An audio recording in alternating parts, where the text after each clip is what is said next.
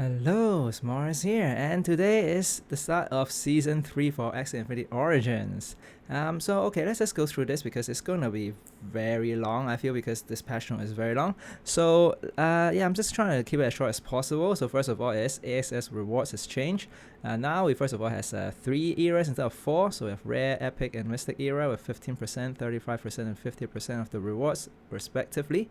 And the other change is basically that only the top 20k players get AXS reward as opposed to 40k. So in a way, it's kind of definitely rewards players who are more consistent and really try to climb up, as opposed to players who just log on, play a few games a season, and that's it. So I think it's a good change for rewarding the more consistent player. And then, yep, is that I will leave the balance changes at the end because a lot of them I've already covered in a previous video, so do check them out. Actually, two videos, because one is about the runes and charms and the other about the cards. Okay, but of course there are also some changes after that, so that's something I'll definitely go through at the end of this video. But before that, let's just get into the other changes as well. So the other ones is the extended ELO. So in this case, actually, this is a good change because I feel like, okay, sometimes you match with a challenger and then let's say they beat you, right? Then you lose one rank or run 10 points. Okay, but in this case now, instead of losing 10 points, you might only lose 5 just because you're losing to a very strong player. Or if you actually happen to beat the challenger, which I mean I've fortunately have happened to me as well last season, right? And I never get to challenger last season, but I did face quite a few challengers, and sometimes I do beat them. Then I don't really get rewarded too much because last season it was only just, okay, I will gain another 10 points, but now I could gain maybe 15 points or more, so potentially, right, depending on how was the difference in terms of the ranking, so or in terms of the MMR. So I think it's a good change. It kind of definitely rewards players who face against challenger. And this is sort of the bigger change in terms of people at the top, where players in the challenger rank now needs to play 5 games to avoid decay per day. So this is definitely, I think it's a good change in terms of making the leaderboard more fluid, because previous seasons people just race to the top in terms of the first few days. Maybe people don't have the runes and charms yet, and they happen to craft some very good runes and charms, just play a lot of games, get to the top, and then just stay there, and then maybe just play 1 or 2 games, probably usually 1 game per day, just to stay there. Now they can't really do that because they at least play 5 games, meaning they can drop down quite significantly. So I think it's a good change. I quite like it. Okay, and then there is this more of an economy kind of change, right? So first of all is players now earn double SLP, so that's good. To be honest, I think it's still quite, I won't say insignificant, but not that much. But I think it's a good change, so that especially for casual players, you will need to buy less SLP from the market, but I don't think it's enough to really make it truly free to play, in the sense that, sure, you can always say free to play, but then the amount of moonshots you get versus the amount of SLP is usually the limiting factor. I will still assume this is the case now, because most players are still basically either buying off the market or just using up the ones that they saved up. Okay, but the bigger change is actually, I feel like the more important change is the moonshots, right? So you get 50% more moonshots per victory at all ranks. Wow, so this is a big change, but of course there's a catch here, is that the maximum stamina now goes from 60 to 30. So for people like me who are more like a casual player, I only play maybe 20, 30 games per day, it is perfect, right? So you get 50% more, and that's it, right? There's no downside. For the people who grind, maybe sometimes some people grind to 60 games, then it could be a bit of a problem, just because you don't get to the you do get 50% extra. Okay, so I haven't done the math obviously here, but then let's say you play 30 games, it's effectively same as you play 45 games in the previous seasons. Okay, but the good side is that you can now earn up to 30% moonshots rewards without stamina.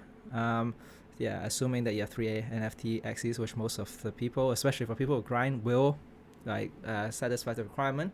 So meaning you do get another 30%. So I feel like yeah, I haven't really done the math here, but it just feels like if you play 60 games, it's kind of equal to what you previously got before. And if you play more, I think you definitely can get more than what you've gained previously. So I feel like in this system now, of course they definitely have done the math, right? But I feel like in this system they like there'll be definitely more moonshots available. Just because most people are casual players and they are getting more moonshots. Right? I don't have the stats here, but I assume that most people, probably the majority of people, play less than 30 games per day. So in that sense, it's really just 50% more moonshots for everyone. Okay, I won't say everyone, but like for a lot of the casual players.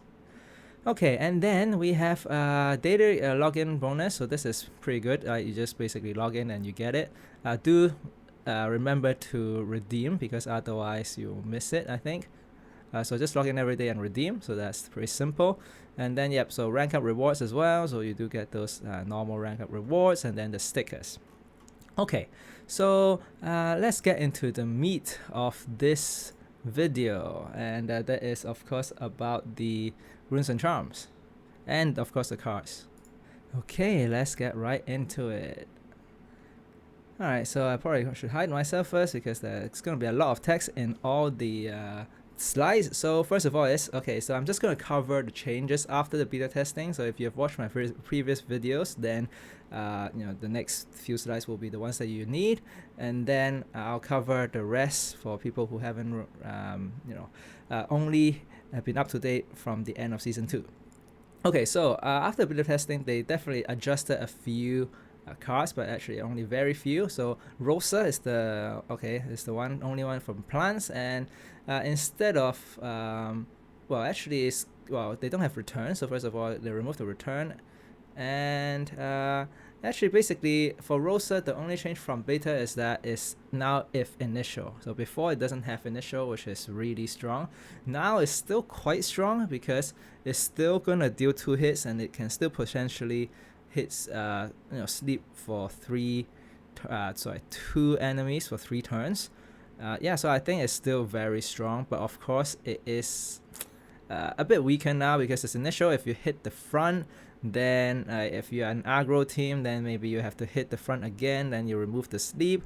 Or of course, if you play Rosa, maybe you're in a more defensive kind of team, or maybe something like a poison or something, right? Then I think this could be quite viable if you don't have to hit into opponent. So I think still going to be very strong for Rosa. And then for Bird, we have Hungry Bird, which now basically remove 1 curse card as opposed to 2. Because I think removing 2 is really a bit too strong, given the base level of the card is already very strong, like stealing 15 HP without the initial, right? So now it's still without initial. So I think it's still pretty strong. I guess I should show this so that you kind of know what's the changes in terms of the patch notes. Okay, and then the big one, of course, is Winghorn. And in a way, sure, there's some changes. Okay, the change is basically the HP threshold lower from 60 to 50%. But it still does the same thing. It'll still do 3 hits. So at the end game, it's still going to generate you 6 Feather Dagger. Especially in the AoE build, where you basically just take your opponent up to red, meaning up to 50%, up below 50%, right? Then you do the Winghorn, and then you just get 6 Feather Dagger. So in that sense, nothing much has changed. Of course, it's just weak, like lower the power level a bit, I guess. But is this significant? I don't know. I feel like AoE Winghorn is still going to be pretty strong. Okay, and then in terms of charms, only small change. So White Sage go from -20 to -15 in terms of the stat reduction. So I guess it's good, but usually people put it at like a card with less base stat anyway, so it doesn't make too much of a difference. Okay, and then we have the runes and the changes from beta testing. Okay, of course there are a lot of new runes, which I might cover some of them. Do check out my previous videos. So one for Bird is Frail Egg, which is the rare one, the new one. And now it says when your turn starts, randomly apply weak for 3 turns to an enemy axis that doesn't have weak. So before, it actually kind of does it twice. So now it only does it once, so this definitely lowered the power level by quite a lot. So now I feel like it's really not that good, but it is a rare rune, so I can't expect too much. Okay, and then for Leech, so let's see what's changed. So first of all, this is the patch note actually from S2, meaning of course it used to be rare and now it's epic in the beta testing and also in the, of course in the S or season 3. And now it says when your turn starts, the Axie steals 40% of the shields from the enemy Axie. So yeah, still shield increased from 40 to from 30 to 40. So I think this is, yeah, I think it makes it better, as in like as an epic rune you would expect that. And yeah, still 6 HP instead. So I would say yeah, it's kind of actually pretty similar to the beta testing. It's just that it's kind of the numbers has changed a bit, but the function is kind of the same. It's definitely a good a good rune against sustain, and also the stealing I think is also pretty significant because it's similar to the AoE, was it the one that the Dawn one, right, where it does like I think 12 damage instead. This one does the 6, but then it steals, so it's a bit different, but still I think it could be comparable to that one and maybe even better, especially against sustain where you really just steals 40% of the shield. Yeah, sometimes could be very significant. Okay, and then finally we have the Reptile, and Poison Touch was really a bit too strong as in rare rune. Okay, so in the beta testing it already changed to rare. It was epic, now it's rare. And yeah, now basically instead of 2, I think, right, instead of damage reduction being 2% per stack, now it's just 1% per stack, which I think is pretty good, and pretty good in the sense that it's just otherwise poison I feel like would be very strong for rare era. Now it kind of tunes down the power level, but of course it might affect the poison build for the future eras, meaning the Mystic and the Epic era. Yeah, and also the max is now 15%. Yeah, so that's basically, again, it's the functionality is the same, but of course the numbers is definitely lowered. Okay, and then I'm just gonna go through, like, most of these I've actually went through last time, so I'm not gonna go through it too much. But first of all is yeah, detect, purge, and purify. Something I didn't mention last time in my last video is that they actually now deal 10 damage, which I think is pretty nice, because they can target any enemy. Yeah, so I guess it's like a small thing. Oh, sorry, so only detect and purge has the deal 10 damage, whereas purified, because it already has, I guess, 2 effect, right? So one is removing the curse and the other is cleanse. So yeah, that one I think stayed the same if I remember correctly. But yeah, I don't really see people play these, so that's why I don't even remember what their original effect is. But for detect and purge, dealing 10 is it's a small bonus, which is not bad. Do note that these are added to your deck, meaning they do dilute the card draw in a way. Okay, and then the main one that I guess the last time I didn't really talk too much about is Giant Bubble. Okay, so that's the one that you get from the rune. So from the epic rune from Aqua, right? So this one, now it basically becomes a shield. It's an AoE shield of 10, which is okay, sure. Doesn't do too much, but the main thing is now ally actually gains 4 bubbles per energy spent. So literally, you have to wait for a turn, I think, because otherwise it's just a shield. Alright, just a 10 overall AoE shield, which doesn't really do too much. But it does say energy cost +1 per turn if retained. Right, so if you wait a turn, then you can already use it and gain 4 bubbles. And now I'm just thinking you might want to put the pre-order tag on this, and it should, right, already then start with 1 energy, right? Because I assume this, like, that's how the interaction works. Never tried it out, but maybe you can try it out, right, with the pre-order tag, because the pre-order tag actually +1 in terms of the energy, and so it probably should proc this. But regardless, when you play 1 energy, then you basically get 4 bubbles. capped at 3 energy, meaning if you use 3 energy, you get 12 bubbles. And I assume those bubbles will turn, some of them will turn into the bubble bombs. So yeah, I think, of course, it's different from Sponge, but it is quite flexible. It's quite interesting how it's going to be used. Just because I can see now that like there will be Aqua teams who are just gonna have spam some bubbles and really use bubbles as like not like a combo kind of thing where you have like 9 bubbles and then deal all at once, but in this case more just like, okay, have 4 bubbles for all ally Axie, and then get another one from some other cards, and then you just have 3 like bubble bombs, one for each of your Axie, and then you deal quite a bit of AoE damage. So I think this is gonna be used quite a bit, but let's see.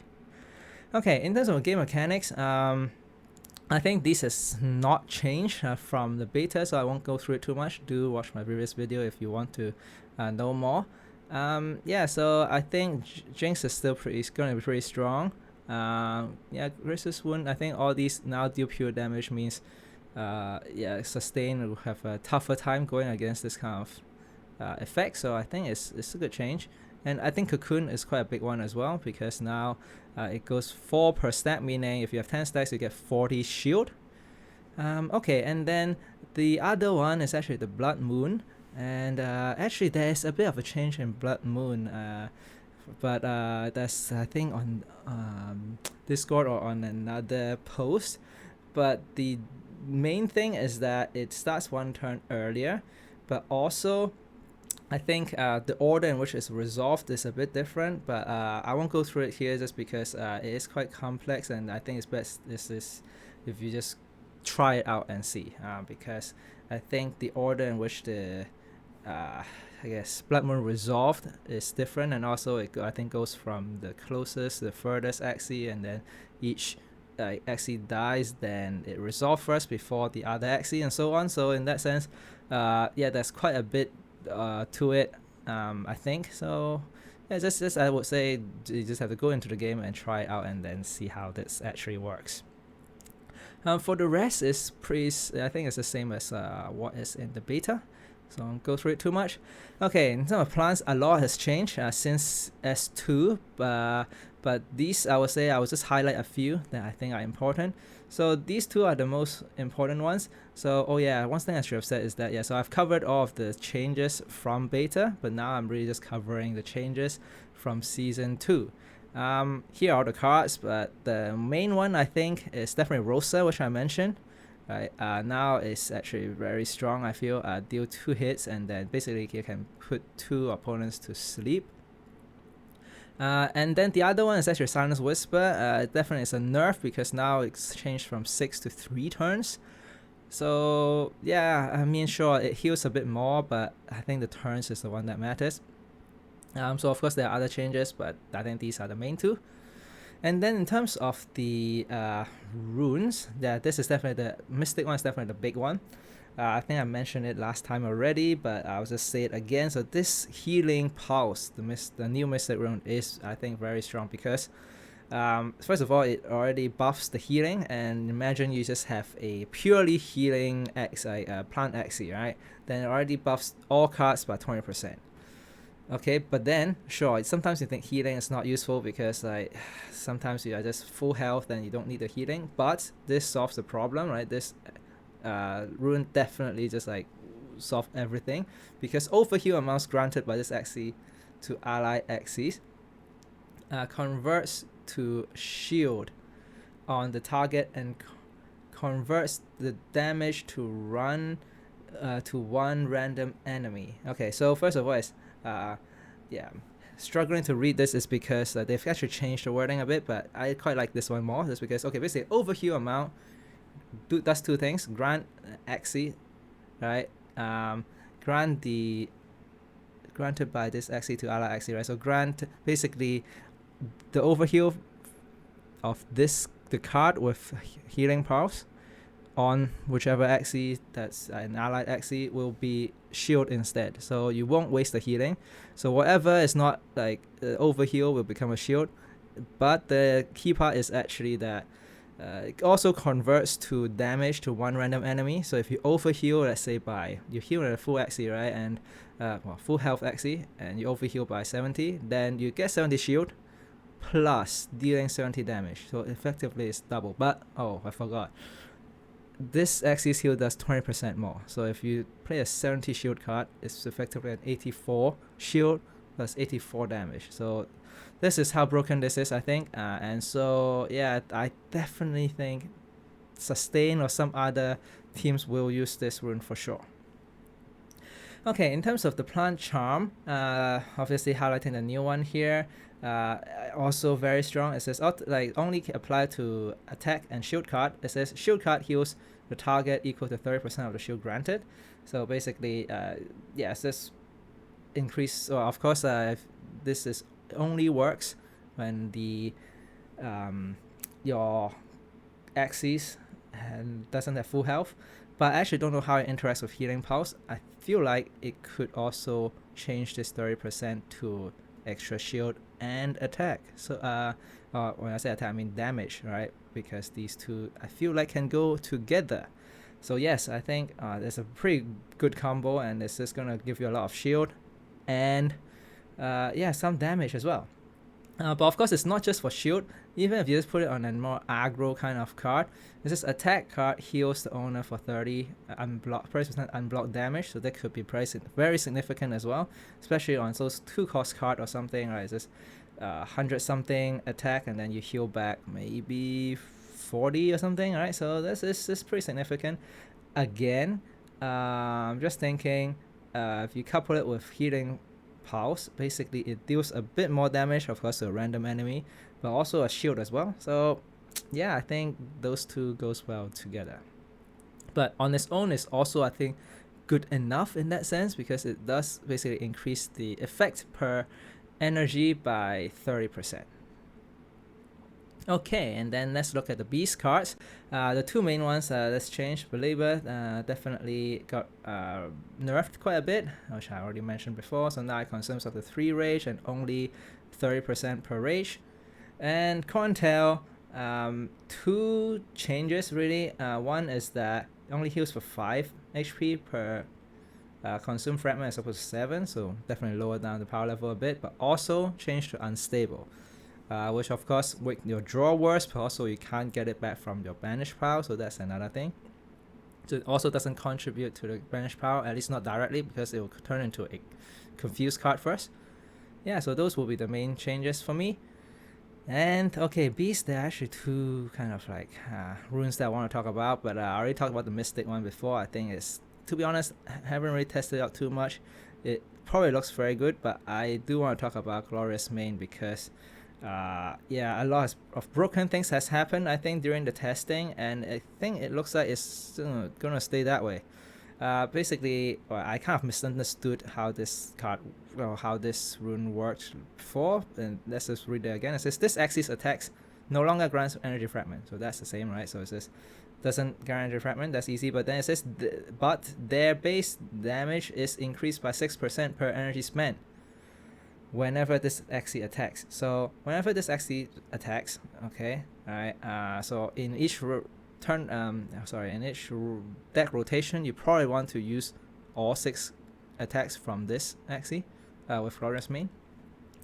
Every time it does it, it increases all this Axie's attack card, right, by 6%. So if you basically, okay, so the other thing is, okay, so it's the base damage increase by 6%, and I don't know if it's cumulative as well, right? Because okay, sure, if it's 6 times, then it's 36, but it could be even more, just because it's 6% and then another 6% on top of that 6%. So it could be a compound increase as opposed to just a flat increase.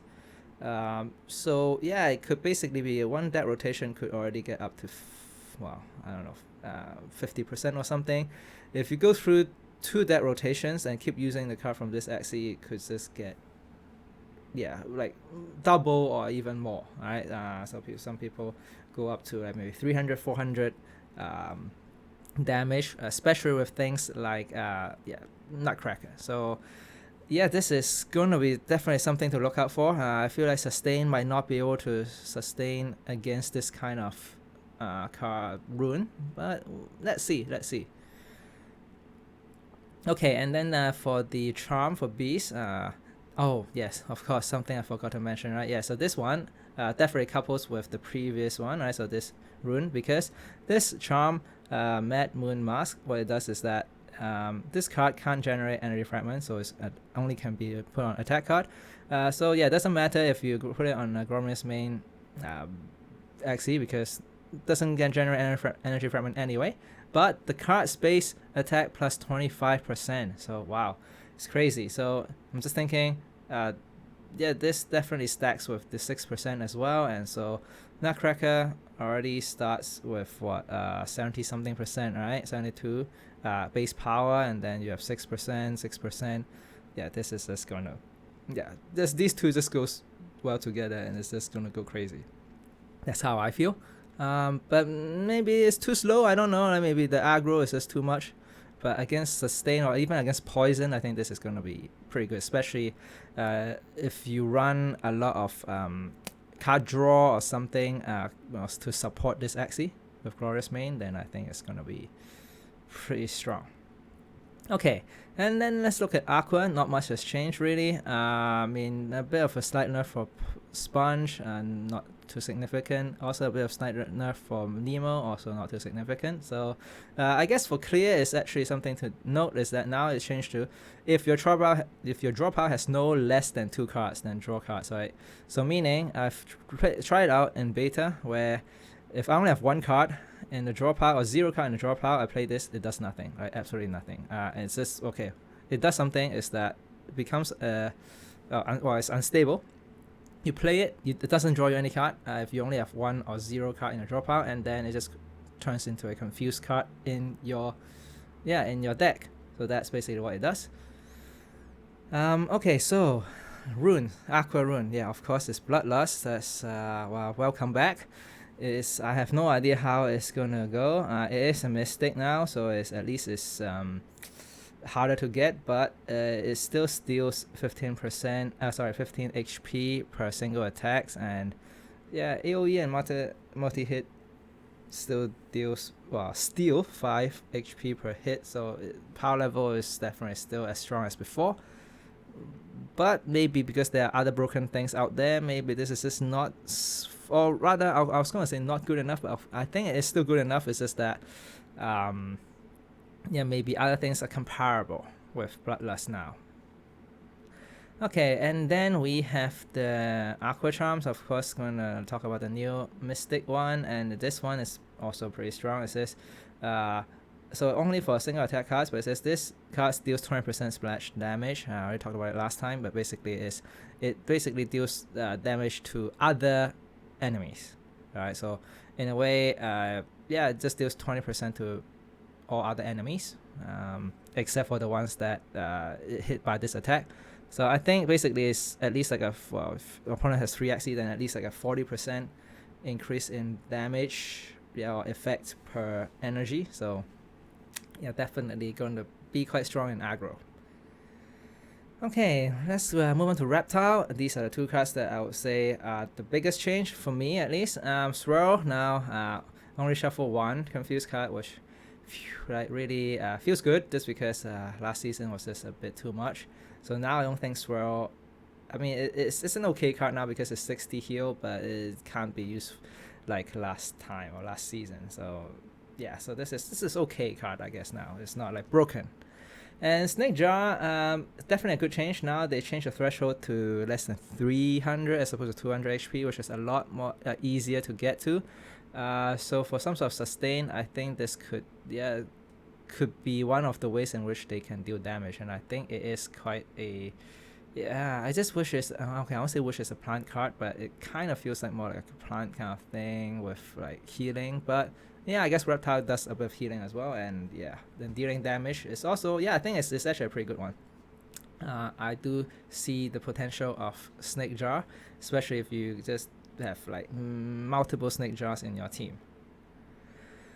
Okay, in terms of the runes, the main one I actually want to talk about is Venom Master that's changed. Of course, the Mystic rune is a new one, which is also interesting and also fits well with Poison. But I think Venom Master is the one that I think, especially for Poison, could be quite significant because now, yeah, I think the main thing is that it adds one Venom Burst to your deck, and that's quite important because it is a 3-cost card, but it has Retain and it can target any enemy. So and because it's a skill card, it doesn't I guess it can bypass taunt. Okay, so that's quite an important thing because I remember I lost to this was because I think I have taunt, they can't kill my Axie, but then Venom Burst is a skill, so they can just KO your Axie regardless of taunt. Okay, but so target any enemy deals 8 pure damage per poison stack. So if you have 40 poison stack, it's 320 damage. Even though maybe you have 20 poison stack, it's still 160 damage, which is still respectable, right? You can finish off some weak key Axies, I would say. But also, the important thing is also then remove and equally spreads its poison, like the poison stack to other Axies, so other enemy Axies, sorry. So yeah, let's say if you have 20, then it will just apply 10 and 10 to the other 2 Axies that are still alive or something. Or well, of course, after Venom Burst, the Axie can still be alive, but still, yeah, you can imagine the poisons are not gone, right? It will just be spread to the other Axies. So I think it's a pretty neat effect. Of course, only a late game thing. It has Retain, so that's why basically something to play around, I feel, right? So you might want to heal your key Axies against poison so that it doesn't go down from Venom Burst, because you do know that they will have this card available after one deck rotation. Okay, and then for charms, yeah, this is another poison that's very strong. Glove of Infection. Okay, in this case, it is a Mystic, so I can imagine this one can be quite expensive if poison is gonna be a thing. So it puts on any debuff cards, meaning, well, effectively most of the poison cards, and it applies 4 poisons per energy cost. Okay, so meaning it basically just applies 4 more poison to poison cards. Wow, yeah, so I think this is gonna be put on, like, have multiple copies of this and put on, like, pretty much all poison cards. I won't say all, but like most of the poison cards or other cards that are debuff.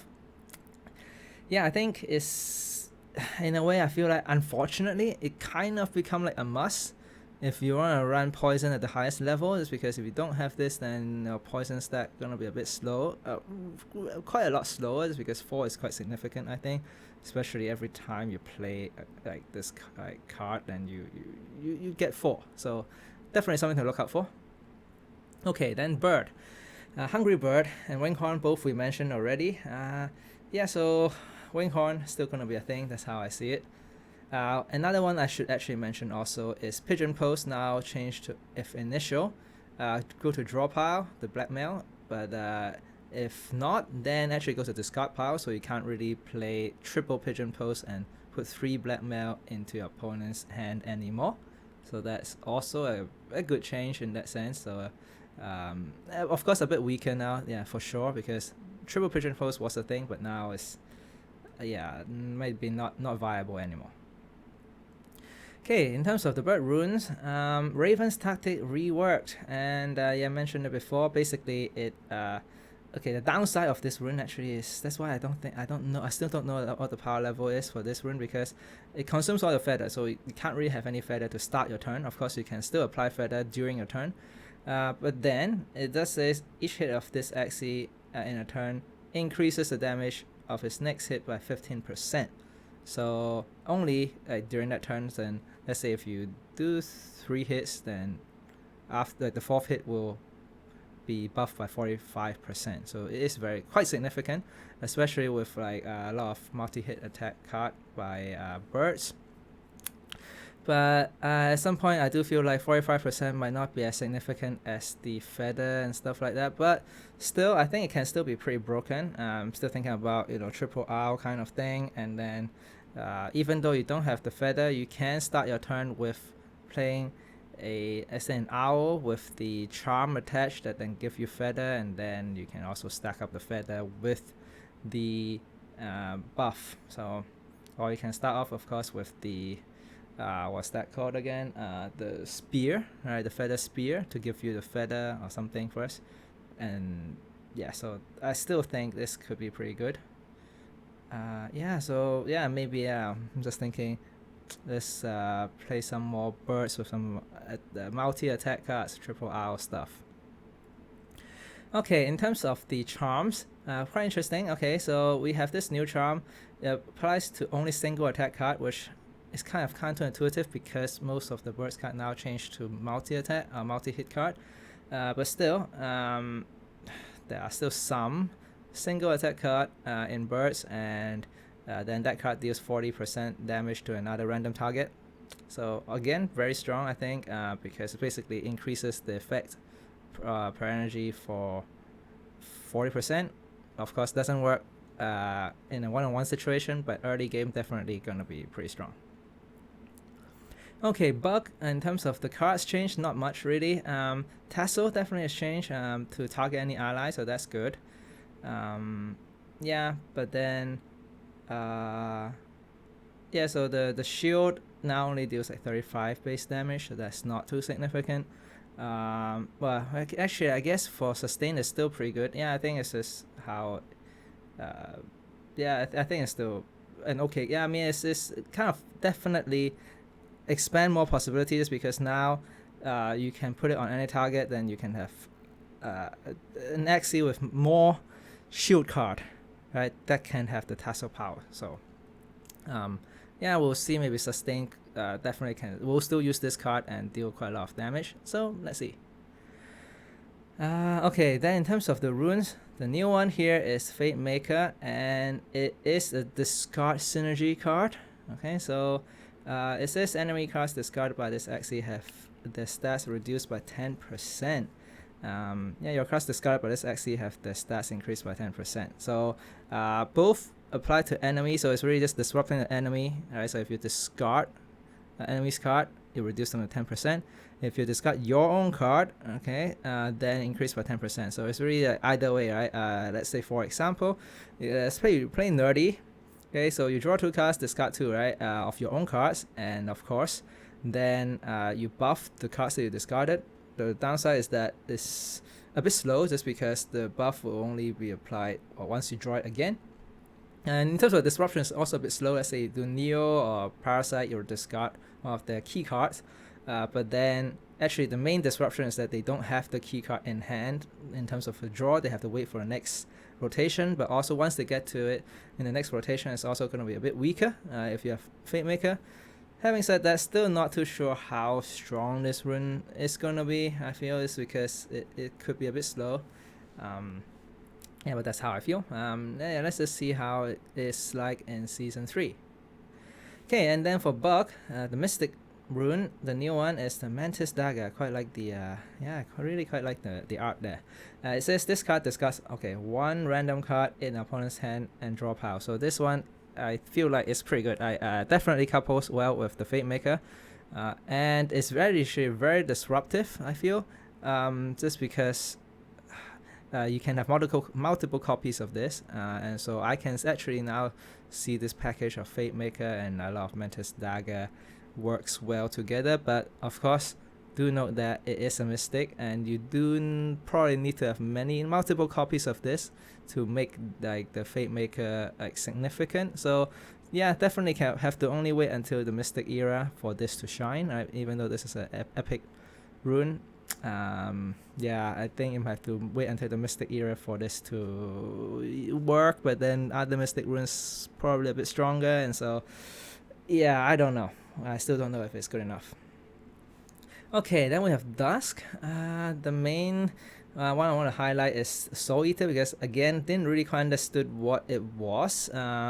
And now I think I kind of understand it more. So it's the Mystic rune, a new Mystic rune for Dusk, and it says when played, this Axie's abilities consume 66 HP from an ally with the lowest HP, and gain permanent 6% base stats. So note that it's this Axie's abilities, right? So yeah, so basically, of course, it's a rune, so every single card, effectively, right, from this Axie will deal 66 HP to your Axie. So that is actually quite a big one. That's actually quite a big downside. But then it does say gain permanent 6% base stat. So yeah, it's similar to Glorious Main in a way, but maybe even a bit weaker. Yeah, that's how I feel. Just because Glorious Main doesn't have this effect of dealing 66 HP, consume 66 HP from an ally. So yeah, so that's why I still don't quite know. But of course, Glorious Main has been quite broken, and so Soul Eater could still be pretty strong. Of course, Glorious Main had the downside of not getting Energy Fragment, but in this case, Energy Fragment versus 66 HP, which one is more significant? That one, I'm still not sure, but I think it is something to look out for. And I'm pretty sure somebody will make a team that works with Soul Eater. Okay, with Dawn, we have Celestial Might, which I think is probably the kind of new one. It says when played, this Axie's ability have 25% bonus stats. Wow, so okay, so this basically this Axie's card have 25% bonus stats, but banish after played twice. So in a way, it could be a good thing as well. I can see that in actually like in aggro, it could still work as well because yeah, in aggro you don't really usually play cards more than twice anyway. Of course, unless you're going against sort of what do you call it, like sustain. But still, like it's still a good thing. Let's say if you play against sustain, right? You use that, you banish all these cards, then you only draw into your other strong Axie card that maybe like a triple owl or something, right? Then removing these cards from the Dawn could actually be a upside as well. Yeah, so that's why I think this one definitely could be in some sort of combo deck, but also just an aggro. I would say aggro combo kind of thing. Definitely could work. Of course, I haven't really tested it, so yeah, maybe it doesn't work the way I thought, but let's just see. But of course, it is the Mystic era, so things can still change before that. Yes, one thing I should have mentioned is that the Epic and Mystic runes and charms can still change because yeah, they haven't been released yet. So that's why Glorious Main and things still have to wait because they might still nerf it. Okay, then for Mech, of course last time I already talked about this. Last Stand is the one that stands out as the Mystic one as well, but this one is very strong because it says only once per battle. If this Axie would die, it survives until the end of the next turn. So guarantees you survive, right? And becomes immortal, right? So basically, yeah, it literally cannot be killed until the next turn. And it says its ability gains 50% bonus stat. So in a combo, I think it could be like a finisher kind of thing. Could be very strong because yeah, it basically allows you to survive for sure and then deals 50% extra damage to so with this Axie's card. So yeah, of course this Axie will die after the next turn, but usually if you want to use this, usually is when you want to just buy another turn to finish off your combo. Yeah, so I think I quite like this design, and it I won't say it could be broken, but the 50% bonus that could feel quite broken, but let's just see. Yeah, that's why I'm looking forward to the Mystic era and see how many broken things there are. Okay, in terms of neutral, the biggest change definitely is Pure Instinct. Now become a Mystic, and it says all other ally Axie's card have 10% bonus stats when played. And it also says this effect is increased by 5% per unique class Axies in your team. So you have 3 different unique class Axies, so Axies with 3 different classes in your team, then it basically has 25% bonus stats for your allied Axie. So that is, wow. Again, I won't say completely broken. It's just like, wow, I can see that it's just a lot of things are very strong, right? So 25%, okay, of course it's not that much, but of course you can think about it as stacking with all the other things. This could just make things, yeah, like just a lot stronger. I'm thinking about things like maybe Purge kind of thing, like a combo, right? So allows the Purge to do 25% more damage, which could be quite significant. Yeah, I think this one is gonna be gonna go into quite a lot of decks, I feel. And then lastly, Pure Luck. This one is actually not that strong, I feel. It's an epic, and it says when your turn starts, if there are at least 2 curse cards in your hand, and draw a pile and draw another additional card. Otherwise, this Axie cards gain 15% bonus stats until your turn ends. So, yeah, base level 50% bonus stats. Okay, not bad. Of course, it's neutral, so yeah, it's already okay. But the draw 1 card aspect, I don't think it's good, but also I'm not sure if it's good enough. You see what I mean? It doesn't deal with the curse card, it just draws you 1 card extra. Yeah, so I don't know.